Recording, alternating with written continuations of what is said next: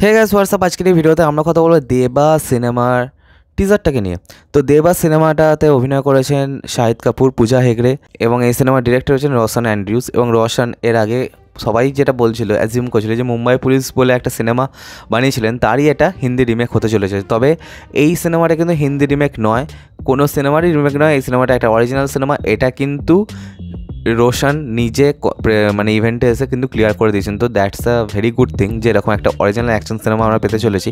এবং এখানে শাহিদ কাপুর কিন্তু খুব ভালোভাবে দেখা যাচ্ছে। এবং আমার মনে হয় যে তেরি বাতমে আসা উলঝা জিয়া, যেটা থেকে শাহিদ কাপুরের কোথাও না কোথাও একটা বক্স অফিসে কামব্যাক হয়েছে, সেই যে সিনেমাটার পর থেকে আমার মনে হয় শাহিদ কাপুরের ডিমান্ড কিন্তু বেশ বেড়ে গেছে। এবং শাহিদ কাপুর যেটা দেখে যেটা ভালো লাগলো যে তিনি কিন্তু বেছে বেছে কাজ করছেন, ঠিক আছে। কাজগুলো যে হুড়মুড়িয়ে কবির সিংয়ের পরে তার কাছে যেরকম হারে রিমেকের অফার আসতে শুরু করেছিল, তিনি চাইলেই কিন্তু অনেক অনেক সিনেমা করে কিন্তু অনেক পয়সা করে নিতে পারতেন। তবে জার্সি সিনেমাটা কিন্তু আমার কিন্তু বেশ ভালো লেগেছিলো হিন্দিটাও।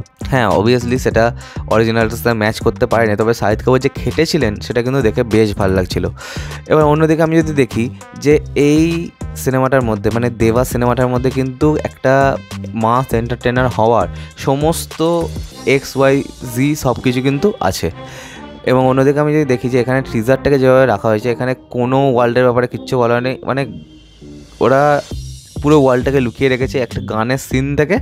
হ্যাঁ, সেখান থেকে ছোটো ছোটো ক্লিপস কিছু দিচ্ছে, কিছু কিছু গ্লিমসে আমরা দেখতে পাচ্ছি। তো সেইটাই হচ্ছে আমার মনে হয় যে একটা প্রিমিয়াম টিজারের লক্ষণ।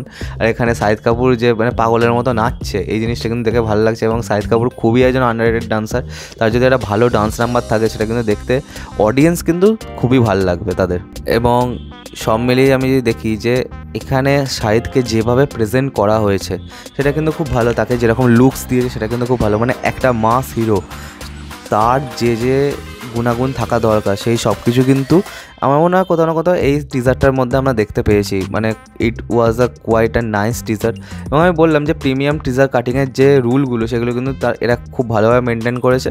এবং অডিয়েন্স কিন্তু হুক করতে এই টিজারটা কিন্তু খুবই ভালো। এর আগে যখন আমরা টিজার নিয়ে কথা বলি, আমরা কবির সিংয়ের টিজার নিয়ে খুব বেশিভাবে কথা বলতাম। তবে আমার মনে হয় এবার কিন্তু দেবার টিজারটা কিন্তু স্কুলিং হিসাবে দেখা উচিত সমস্ত যারা এডিটার আছে।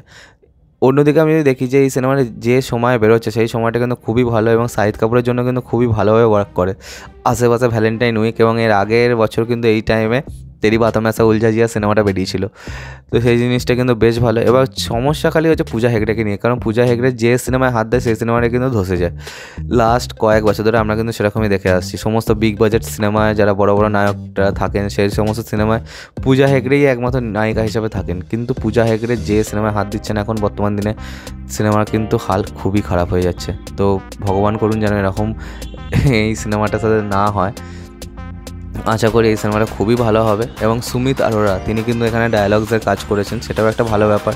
সুমিত কিন্তু এর আগে জওয়ান সিনেমায় কাজ করেছিলেন। তো দেখা যাক সুমিতের ডায়ালগ কীরকম হয়। এবং এখানে মিউজিকের কাজ করেছেন বিশাল মিশ্রা। তার গলা আমার বেশ ভালো লাগে, তবে মিউজিক কিন্তু আমার অতখানিও এক্সাইটিং মনে হয় না।